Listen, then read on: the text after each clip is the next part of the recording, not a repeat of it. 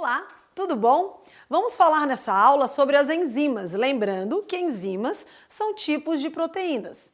E as enzimas são consideradas biocatalisadoras ou catalisadoras biológicas, que é a mesma coisa. Então, o que elas fazem? Elas são extremamente específicas, então cada reação, ou como a gente vai estar levando essa aula mais para o lado da digestão, precisa de uma enzima específica que eu já vou falar para vocês daqui a pouco. E elas também aceleram as reações. Então, na química é muito importante esses catalisadores, porque a função deles é acelerar as reações. É claro que aqui na nossa aula de biologia a gente vai falar um pouco sobre digestão, sistema digestório e a ação dessas enzimas na nossa digestão. Tranquilo? Então, existem alguns fatores que influenciam a ação das enzimas. Um deles é o pH. Então, como vocês podem ver aqui, nós temos uma faixa de pH, onde a gente tem 7, que é um neutro, pH de 6 a 1, né, ou melhor, abaixo de 7, ácido, e acima de 7 até 14, um pH básico. E o que isso é importante para a nossa vida, né? Porque nós temos aqui nesse gráfico 3 enzimas extremamente importantes. Essa enzima aqui, ó, então aqui a gente tem o gráfico pH em relação à velocidade de reação, essa primeira enzima aqui, ela é chamada de pepsina. Essa enzima está lá no nosso estômago. Lembrando que o nosso estômago, ele é ácido. Então, para que essa enzima faça a sua função da melhor maneira possível, a gente precisa de um ambiente ácido. Então, se você tomar água, beber junto com os alimentos que você consome, principalmente proteicos, você vai desacelerar essa reação. Então, se você conseguir tomar água meia hora antes ou meia hora depois, você favorece a ação enzimática no seu estômago. Outra proteína, enzima extremamente importante é a amilase, ou a ptialina, que ela ocorre mais ou menos em meio neutro, digamos assim, que é na nossa boca, pH 6,8 a 7. Então, a nossa boca é onde inicia a digestão de carboidratos. Então, veja, pessoal, se você tem afta o tempo todo, não tem alguma coisa errada. Afta é um aumento ou diminuição desse pH, que é um aumento de acidez. Então, tem alguma coisa acontecendo no teu trato digestivo.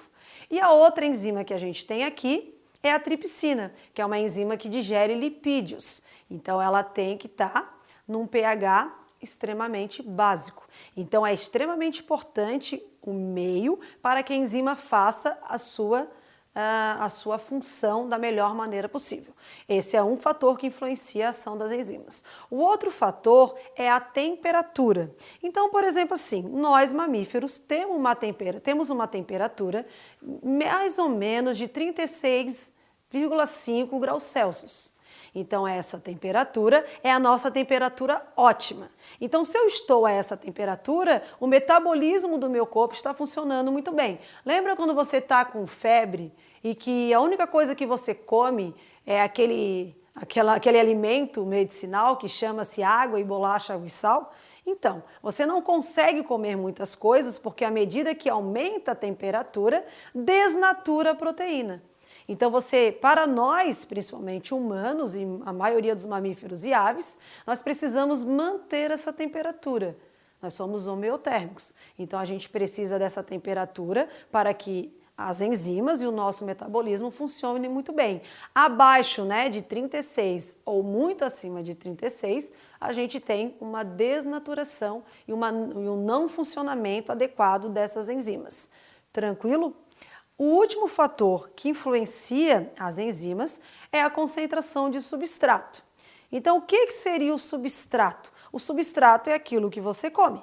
Então, se eu comer um pão de queijo, eu preciso ter enzimas que vão digerir este pão de queijo. Se eu comer 5 pães de queijo, eu preciso de ter mais enzimas. Quanto mais eu como, então quando você olha o alimento, você começa a salivar, você já começa a produzir as enzimas. Então é importante, né, trabalhar bem na boca, a mastigação, passar pelas etapas do trato digestivo para que você consiga produzir o máximo de enzimas para que elas peguem, né, se liguem a esse substrato e façam a quebra desse substrato, que é o que está acontecendo aqui, é como se fosse um grande romance.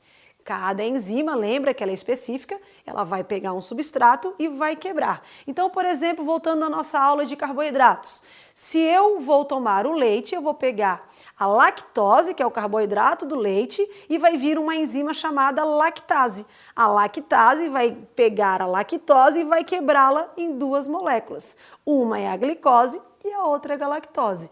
Então, quanto mais eu tenho substrato de acordo com a quantidade de enzimas, e elas acompanham isso, melhor vai ser a minha digestão. Tranquilo, pessoal? Por hoje é só. Espero que você tenha gostado e até a nossa próxima aula. Tchau, tchau!